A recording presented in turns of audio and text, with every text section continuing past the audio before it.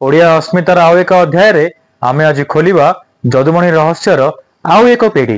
तेबे आज कहानी नाटा हेउची आजी हेइथिला सेई तरकारी। दिनकर कथा कवि जदुमणि को अन्य राज परिषद सभ्य मानक परी रजा राणी भावु नथिले। समस्ते तांकु निजर परिवार रो सदस्य बोली मानुथिले।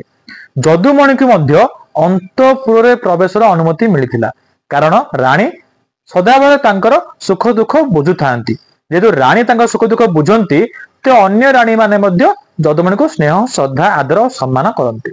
दिनकर कथा राणी सहित कथबार्ता हेला बेले जड़े दासी जदुमणि को पचारिले, अच्छा जदुमणि आज आपण घरे की तरकारी हेतिला?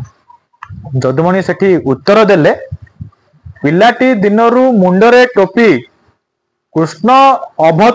कृष्ण अवतारे मोहिले गोपी, राम अवतारे रावण मारी आज हेतिला सेई तरकारी। यार अर्थ है बाउंसर गजा बा करडी जेबे तार उद्भव हुए छतुर जमी टोपी थाए सेमती सी देखा जाए एवं बाउंसरे ही बंशी ताको तैयारी करी बाउंसर बंशी रे ही कृष्ण गोपी को मोही थिले एवं राम अवतारे बाउंसर सर ही रावण को मारी थिले राम।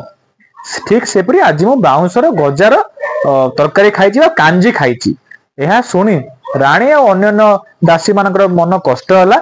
राणी तुरंत कखारू बोईतालु जो सेव अंगूर सब फलमूल एक भार कर जदुमणि घर को पठाई देले एवं आदेश देले आगामी दिन में जदि किसी भी असुविधा है मते तुरंत आसी जनइबो।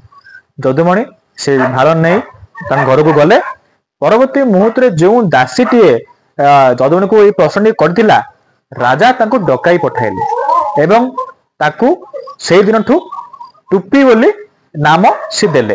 कारण होउची टुप किना कथा कही जदुमणि को दुख को सी जानि पारिले एवं तांको दुख को सी हरि पारिले। एइथिला आजिर कहानी। आज हेइथिला सेई तरकारी। पुणी देखाबा आसंता अध्याय रे आउ एक जदुमणि रहस्य को नहीं। से जाए रहउची। धन्यवाद।